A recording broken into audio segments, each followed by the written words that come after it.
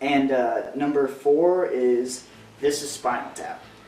This is directed by Rob Reiner, and it's a mockumentary about a fictional rock band named Spinal Tap and how they pretty much evolved from, I think, the early 60s all the way into the 80s. And this is pretty much a mockumentary about the end of their career, like their last touring days when they're just burnt out old rock stars. And it's just a hilarious movie because a lot of the stuff that they make fun of was actual stuff that happened in real life to real life bands. Like the little Stonehenge monument that they wrote down the wrong dimensions for it. It was supposed to be like 8 feet, but they accidentally wrote down 8 inches. Apparently that actually happened to Black Sabbath in real life, and that's where they got the idea from it. But yeah, just a classic comedy. It's the only mockumentary that I can just watch over and over and over again.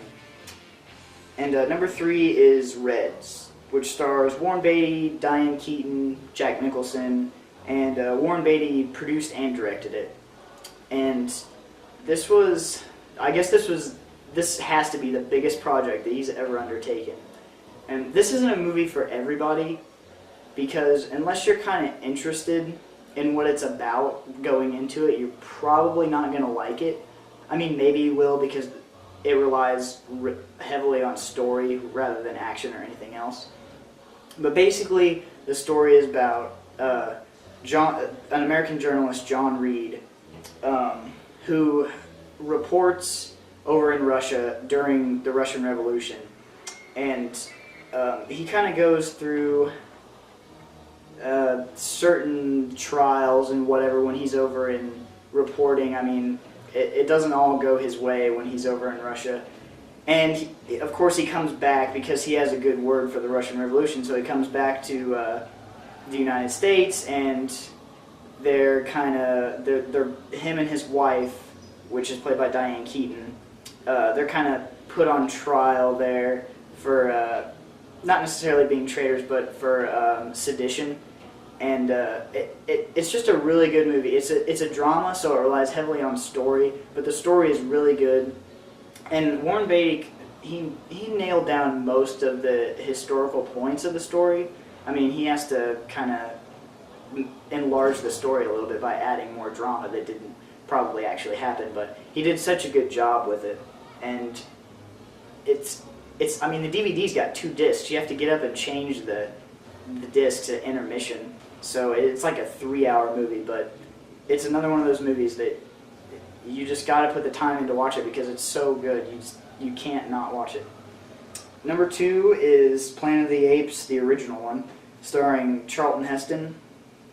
This movie, it's kind of like Star Wars. It kind of rolls together so many different stories and topics. I mean, Planet of the Apes is a commentary on politics, religion, evolution, mankind, society, classes. It's got everything just rolled into one, and it's all put together so subtly that a lot of times if you're just watching it for fun, you don't even think about that stuff.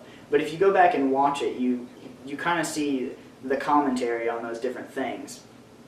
And basically it's about this group of astronauts that are going to another planet, and they get stuck in like a slipstream, or they somehow go forward in time and crash back on Earth thousands of years, 2,000 years I think, after they left. And they think they're on a different planet. And basically this is a timeline where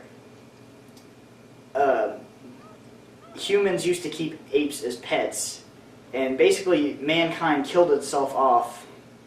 They say through, at the end of the movie, they say it's through, you kind of assume it's through nuclear war. And apes then kind of evolved to a higher order to where they're not quite on the level that mankind was with the technology, but they're up there.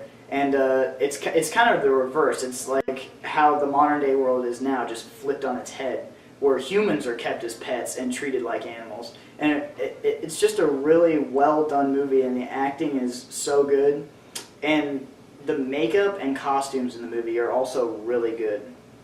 I mean, the apes, their lips move actually accurately when they're saying the words. They have emotions on their faces. Just the costumes, the makeup, and all of that are just great in this movie. And my number one favorite movie of all time is King Kong, the original one. This was produced and directed by Marion C. Cooper, and it stars Fay Wray and Robert Armstrong, but really, I mean, the star of the movie is King Kong. And this pretty much marks the first time in cinema where somewhat a non-person has been a star of a movie. He was just a puppet, but they pretty much made this puppet lifelike and made him the star of this movie. And this movie, in my opinion, is still the measuring stick when it comes to animation of any kind, whether it be mainly stop motion animation. This is the yardstick which everything gets measured to, in my opinion. And it's really hard to stack up against this movie because for 1933, what they were able to do with King Kong was really, really incredible. I mean, they had some of the time they were having the actors projected in the background and then animating King Kong around what the actors were doing, frame by frame. And other times they would animate Kong and then shoot the footage based on the footage of the animation. And then somehow they put this all together into this amazing, amazing movie.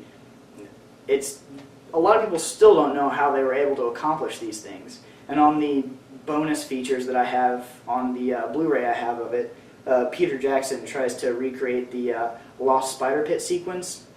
He finds it incredibly hard, and he's one of the better directors of our day, and he finds it incredibly hard to recreate the stop motion effects and animation that they used in that movie. And they made this all the way back in 1933, so I don't know how they accomplished half the stuff they did in this movie.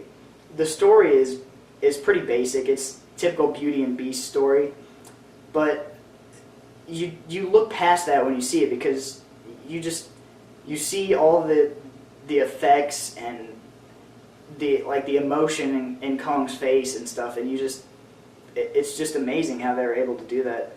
And it kind of sucks now because, I mean, Willis O'Brien, the stop motion animator that did all this stuff for Kong, I mean, you can't, he's dead now, so you can't ask him any of his techniques or anything that he used. So a lot of the secrets of the movie are just lost because when they made the movie, they didn't really, I guess, think to say how they did some of the things. Like now, you always got bonus features on your DVD, like, oh, we did this and we shot this way and did that. Well, they didn't really think to do that for King Kong. I guess they kind of wanted it to be a mystery, like King Kong was actually real. Maybe that's what they were going for, but it'd be nice to know, I mean, how they did some of this stuff. It'd be really interesting to find that out, but yeah, that's definitely my favorite movie of all time, hands down. Alright guys, thanks for watching. Hope you enjoyed it. You might even have some movies on here that you like too, so thanks guys.